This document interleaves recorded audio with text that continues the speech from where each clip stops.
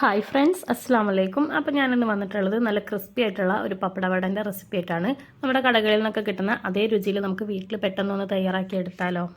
അപ്പോൾ നമുക്കിതിലേക്കുള്ള മാവൊക്കെ ഒന്ന് തയ്യാറാക്കി എടുക്കാം. അപ്പോൾ അതിനായിട്ട് ഞാനൊരു ബൗൾ എടുത്തിട്ടുണ്ട്. അതിലേക്ക് 250 ml കപ്പിൽ ഒരു കപ്പ് അരിപ്പൊടി ചേർത്ത് കൊടുക്കുന്നുണ്ട്. വറുത്തതായാലും വറുക്കാത്തതായാലും കുഴപ്പമില്ല. ഇനി അതേ കപ്പിൽ തന്നെ അരക്കപ്പ് മൈദപ്പൊടി ചേർത്ത് കൊടുക്കുന്നുണ്ട്. 1/2 ടീസ്പൂൺ മുളക് പൊടി ചേർത്ത് കൊടുക്കുക.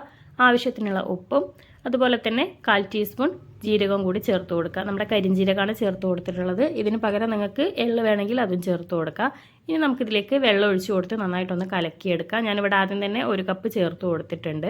ഇനി ഇതൊന്ന് നന്നായിട്ടൊന്ന് കലക്കിയെടുക്കാം. അപ്പോൾ ഈ ഒരു രീതിയിലാണ് ഞാൻ കലക്കിയെടുത്തിട്ടുള്ളത്. എനിക്കിവിടെ ടോട്ടൽ 1.25 കപ്പ് വെള്ളത്തിൻ്റെ ആവശ്യം വന്നിട്ടുണ്ട്. അപ്പോൾ ഈ ഒരു രീതിയിൽ നമുക്കിത് കലക്കിയെടുക്കാം. അപ്പോൾ ഞാനിവിടെ ഇതേപോലെ കുറച്ച് പപ്പടം എടുത്തിട്ടുണ്ട്. അപ്പോൾ അതൊക്കെ നമുക്കൊന്ന് ഇതേപോലെ ഒരു ഫോർക്ക് വെച്ചിട്ടൊന്ന് കുത്തി കൊടുക്കുക. എല്ലാ ഭാഗത്തും ഒന്ന് കുത്തി കൊടുക്കാൻ വേണ്ടിയിട്ട് ശ്രദ്ധിക്കുക. ഇല്ലാന്നുണ്ടെങ്കിൽ നമ്മൾ മാവിലിട്ടിട്ടൊന്ന് ഫ്രൈ ചെയ്തെടുക്കുമ്പോൾ നല്ല പോലെ തന്നെ അത് അങ്ങോട്ട് പൊന്തി വരും. അപ്പോൾ അതിനാണ് നമ്മൾ ഇതേപോലെ ചെയ്തെടുക്കുന്നത്. ഇനിയിപ്പോൾ ഞാനിവിടെ ഓയിലൊക്കെ ഒന്ന് ചൂടാവാനായിട്ട് വെച്ചിട്ടുണ്ട്. ഇനി നമ്മൾ നേരത്തെ തയ്യാറാക്കിയിട്ടുള്ള ആ ഒരു മാവിൽ നമ്മുടെ പപ്പടം മുക്കിയിട്ട് ഇതേപോലെ എണ്ണയിലേക്ക് ഫ്രൈ ചെയ്യാനായിട്ട് ഇട്ട് കൊടുക്കുക.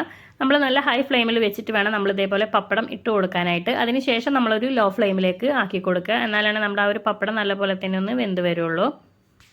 ഇനി നമുക്കിതൊന്ന് തിരിച്ചിട്ട് കൊടുക്കുക. അങ്ങനെ തിരിച്ചു മറിച്ചിട്ട് കൊടുത്ത് നല്ലൊരു ഗോൾഡൻ കളർ ആകുന്നവരെ നമുക്കിതൊന്ന് ഫ്രൈ ചെയ്തെടുക്കാം. ഒരു മീഡിയം ഫ്ലെയിമിൽ വെച്ചിട്ട് വേണം നമ്മളിതൊന്ന് കുക്ക് ചെയ്തെടുക്കാൻ. എന്നാലാണ് ആ ഒരു മാവൊക്കെ നല്ല രീതിക്ക് ഒന്ന് ക്രിസ്പി ആയിട്ട് വരുള്ളൂ.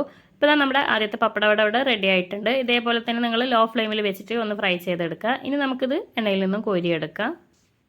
അപ്പോൾ നമ്മുടെ നല്ല ക്രിസ്പി ആയിട്ടുള്ള പപ്പടവട ഇവിടെ റെഡി ആയിട്ടുണ്ട്. അപ്പോൾ തീർച്ചയായിട്ടും എല്ലാവരും ഒന്ന് ട്രൈ ചെയ്ത് നോക്കുക. വീഡിയോ ഇഷ്ടപ്പെട്ടാൽ ലൈക്ക് ചെയ്യാനും ഷെയർ ചെയ്യാനും സബ്സ്ക്രൈബ് ചെയ്യാനും മറക്കരുത്.